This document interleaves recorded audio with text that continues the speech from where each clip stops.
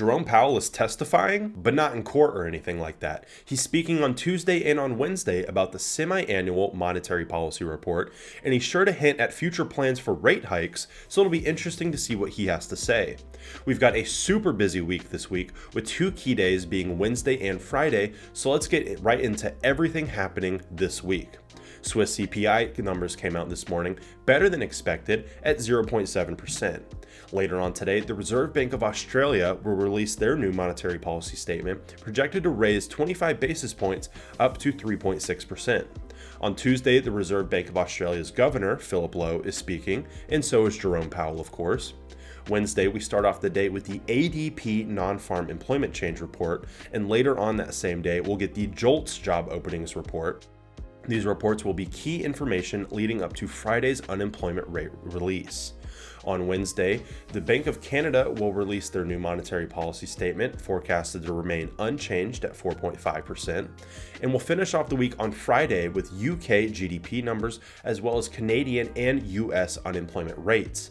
Canada's unemployment rate is projected to raise slightly up to 5.1%, and currently the US unemployment rate is projected to remain the same at 3.4%. Remember, you can watch us cover these events live throughout the week each morning right here on the A1 Trading YouTube channel. All right, everybody, let's go ahead and jump into the market heat map. We can see how all of our assets are trending so far today. So up towards the top here, I see Euro NZD, Euro AUD, Euro CAD, USD ZAR, Euro GBP, and CHF JPY. So Euro pairs clearly making moves to the upside today. We're seeing some Euro strength. Euro NZD being the biggest mover to the upside out of all of them, up 0.99% on the day so far. Down here towards the bottom, I see NZD CHF, Aussie CHF, Aussie USD, GBP CHF, NZD USD, and CAD CHF. So I'm seeing some Australian dollar pairs, a little bit of US, and some Swiss franc pairs, definitely Swiss franc being involved down here towards the bottom. NZD CHF being the biggest mover to the downside, down 0.98% on the day so far. Here's kind of a different look for you. We have all of our assets listed right here, all of our currency pairs, indices, and commodities in this little bar chart form, so you can kind of see how they're all trending against each other, just in a different look. I want to remind you guys that we do have the 3 different versions of the Edge Finder available: the free version, the pro version, and the basic version, for whichever one you are most interested in. The free version, of course, is available down in the link in the description below. Limited version of the Edge Finder, but still very useful if you want to try out the tool for yourself. And we do have the basic and the pro version being the one that comes with every single feature, and of course all updates and anything that gets added to the Edge Finder in the future will come free of charge. Once you have it for life. So if you want the Edge Finder Basic or Edge Finder Pro, you can get it at a discounted price when you use code A1YT. But let's go ahead and jump into the watch list. I've already got the neutrals removed here, so we're just left with buy and sell biases. 3 strong buys today, 3 strong sells as well, a couple other sells here, but a nice list of buys, and we have to choose what currency pair we're going to break down today. To make it a little easier, I'm also going to remove any indices or commodities that we might have, just indices today. Shortens up our list a little bit. Definitely going to go with one of these strong buys though: USD CAD, CHF, JPY, USD ZAR, or perhaps a strong sell: GBP USD, AUD NZD, and AUD USD. I think today it's going to be USD CAD, and in fact we may even break this one down later in the week, because we do have a lot of US and Canadian news happening this week, primarily on Wednesday and on Friday. But let's go ahead and get a look at how USD CAD is trending ahead of those news events, get an update on stuff like COT data and fundamental data for both the US and Canada. Because this stuff right here, that's when it's broken up individually, like US dollar and Canadian dollar for both the COT data as well as the fundamentals.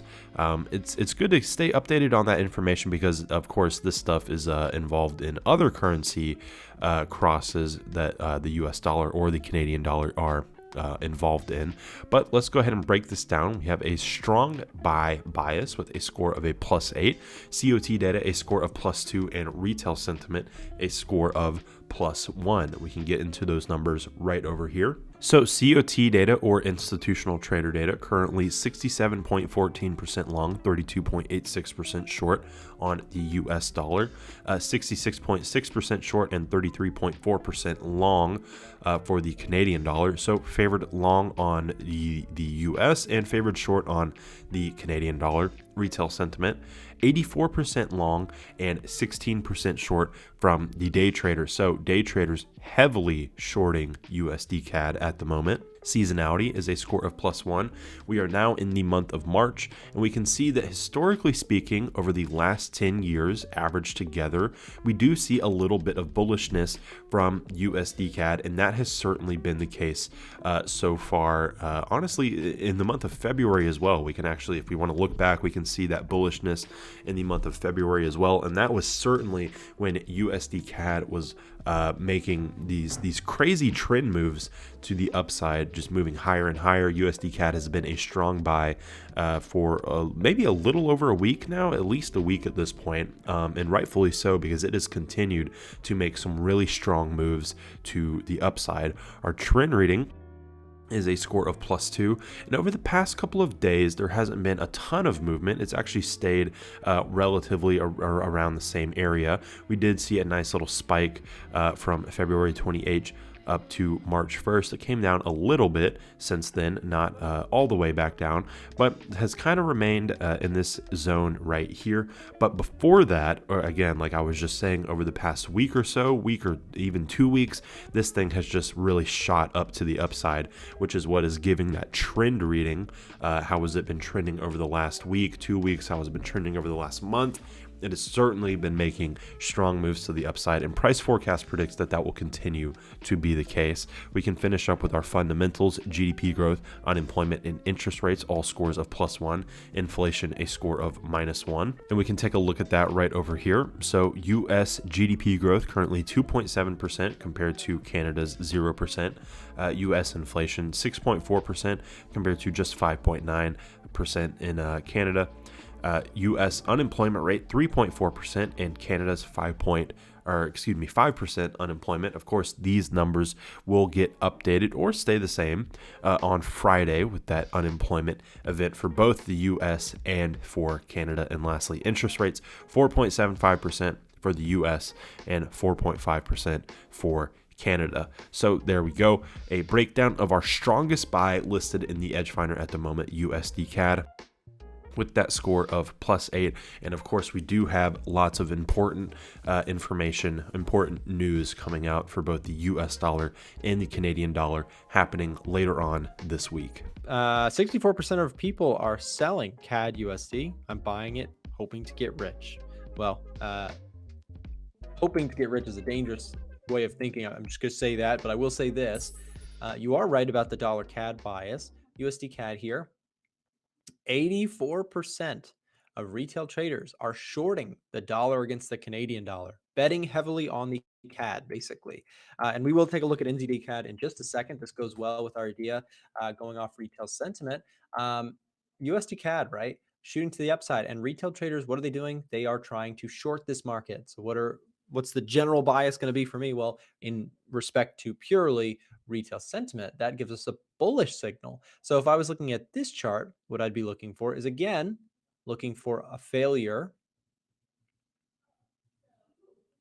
A breakout above the highs, retests, continuations. Just continue the flow, right? At some point, this trend will turn around, and I'll, at that point, give up on the uptrend. But for now, the uptrend is intact. It looks strong, and a break and retest could be of interest, in my opinion, on dollar CAD as well. NZD CAD is another chart we could take a look at. And let's see if we can find something here. So NZD CAD, I'm going to go to the watch list, and I'm curious to see if we have anything here.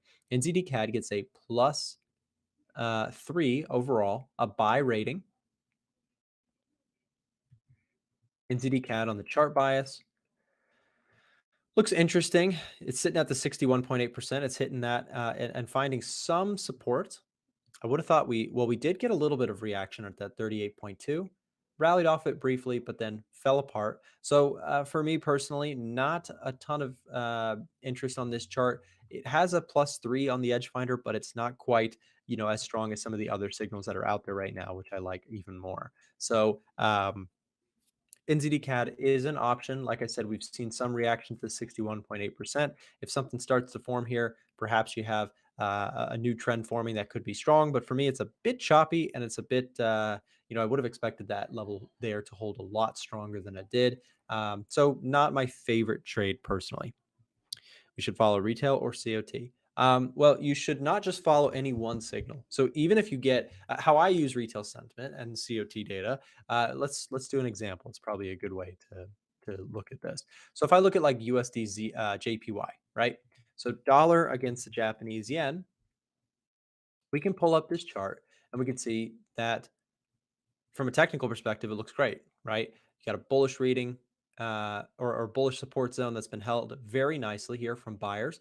We're sitting at that level, and overall, nice upward trend, right? 4-hour chart looks really healthy. Everything about this chart, I'd want to be long. But despite just what the chart is saying, there's more data that we can access. So if we go over here and we look at USD JPY, there's a couple things that I think we should take a look at together. First, we could take a look at seasonality. And I'm going to blow this up so you guys can see it better. Seasonality, the month of March, is historically a positive month for the dollar-yen cross. And if you don't know what I mean by that, check this out. So I'm going to go to the seasonality tab, and I'm going to switch the asset in question to USD JPY. And what this is going to do is it's going to load the data for the last 10 years. It's pulling all that data in right now. And it's going to say what historically in that 10 years, the average month-to-month performance of the dollar yen has been. And comparing that or adding that bias that we get to the chart is going to give us a more complete view of the markets, right? A lot of times we talk about this often on the channel. A lot of times what retail traders do is they only look at technical charts, and they get confused why their technical charts aren't working by themselves. And there are traders out there who, they love their technical charts and they do fine with them. But for me, what I like to do is I like to use technical charts in combination with other things, like, for example, seasonality. So the month of March, historically speaking, using the last 10 years and the last 5 years, both of those months give us a reading. Historically, the dollar yen rises during this month. So understanding that can be very useful in our market analysis, where we say, okay, well, that's going to give us a bias to be long, right? Looking for continuation plays. Don't forget to check out the links in the description if you want our broker recommendation, access to our free Discord, free Edge Finder, or want to chat with us on Telegram. Remember, you can watch us live in the markets every morning starting at 9:30 a.m. Eastern Time, and we have lots more free trading tools and content available on our website, a1trading.com. Thanks for watching.